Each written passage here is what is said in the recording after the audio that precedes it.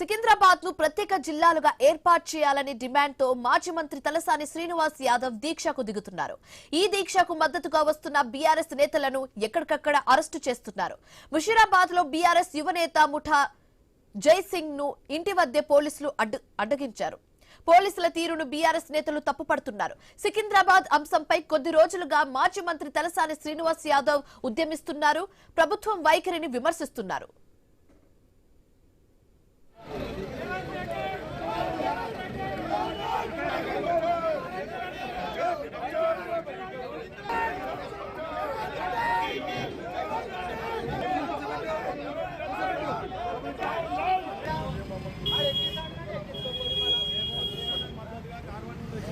తెలంగాణ భవన్ ముందు పోలీసులు భారీగా మోహరించారు. శాంతియుత ర్యాలీకి అనుమతి లేదంటూ అంటున్నారు పోలీస్. దీంతో నిరసన వ్యక్తం చేసే హక్కు కూడా లేదా అని బీఆర్ఎస్ నేతలు ప్రశ్నిస్తున్నారు. సికింద్రాబాద్ సాధన సమితి నిర్వహించే ర్యాలీకి అనుమతి నిరాకరించారు పోలీసులు. సికింద్రాబాద్ ను ప్రత్యేక జిల్లాగా కార్పొరేషన్ గా ఏర్పాటు చేయాలని డిమాండ్ చేస్తున్నారు బీఆర్ఎస్ నేతలు.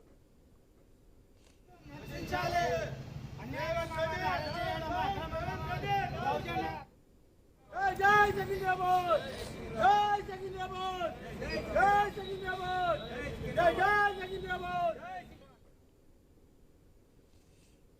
సికింద్రాబాద్ ను ప్రత్యేక జిల్లాగా ఏర్పాటు చేయాలని డిమాండ్తో మాజీ మంత్రి తలసాని శ్రీనివాస్ యాదవ్ దీక్షకు దిగుతున్నారు. అయితే ఈ దీక్షకు మద్దతుగా వస్తున్న బీఆర్ఎస్ నేతలను ఎక్కడికక్కడ అరెస్టు చేస్తున్నారు.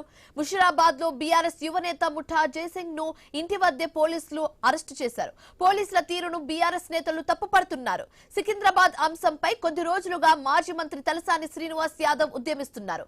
ఇదే అంశానికి సంబంధించి మరింత తాజా సమాచారం మా కరెస్పాండెంట్ ఏవై స్వామి ఫోన్ ఇన్ ద్వారా అందిస్తారు.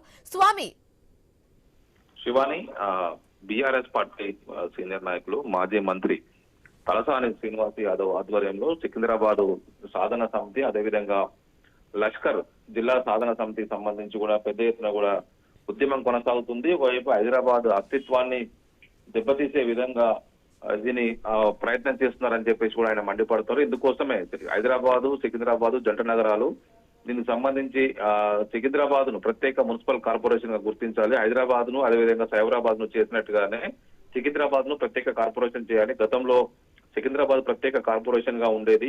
దాని అస్తిత్వాన్ని దెబ్బతీసే విధంగా ప్రభుత్వం ప్రయత్నం చేస్తుందని చెప్పేసి తలసాని శ్రీనివాస్ యాదవ్ ఆరోపిస్తున్నారు. అందులో భాగంగానే ప్రత్యేక కార్పొరేషన్ తో పాటు లష్కర్ జిల్లాను ప్రత్యేకంగా ఏర్పాటు చేయాలి, రెవెన్యూ జిల్లాను అని పవన్ కుమార్ గౌడ్ ఆధ్వర్యంలో ఇప్పటికే లష్కర్ జిల్లా సాధన సమితి పోరాటం చేస్తుంది. ఈ రోజు ఉదయం నుంచి కూడా సికింద్రాబాద్ ఎంజీ రోడ్ లో ఇటు సికింద్రాబాద్ రైల్వే స్టేషన్ తో పాటు సికింద్రాబాద్ కు వచ్చేటువంటి అన్ని ప్రధాన రహదారుల గుండా ర్యాలీ నిర్వహించి ఎంజీ రోడ్ లో ఉన్నటువంటి గాంధీ విగ్రహం వద్ద శాంతియుత నిరసన చేయాలని చెప్పేసి తలపెట్టారు. ఇటు తెలంగాణ భవన్ లో పార్టీ వర్కింగ్ ప్రెసిడెంట్ కేటీఆర్ నేతృత్వంలో ఒకవైపు ఇటు మసూదనాచారి, తలసాని శ్రీనివాస్ యాదవ్, దాసోత్సవంతో పాటు ఇటు ముఠా గోపాలు, కాళ్ళూరి వెంకటేష్, ఒకవైపు ఇటు పద్మారావు గౌడ్ తో పాటు సీనియర్ నాయకులంతా కూడా కలిసి రావాలని చెప్పేసి నిర్ణయించుకున్నారు. కానీ తెలంగాణ భవన్ వద్దనే పోలీసులు వారిని అడ్డుకున్నారు. భవన్ లోనే వాళ్ళందరూ బయటకు అనుమతి లేదని చెప్పేసి ఇప్పటికే పోలీసులు ఈ ర్యాలీకి అనుమతి లేదని చెప్పేసి స్పష్టం చేశారు.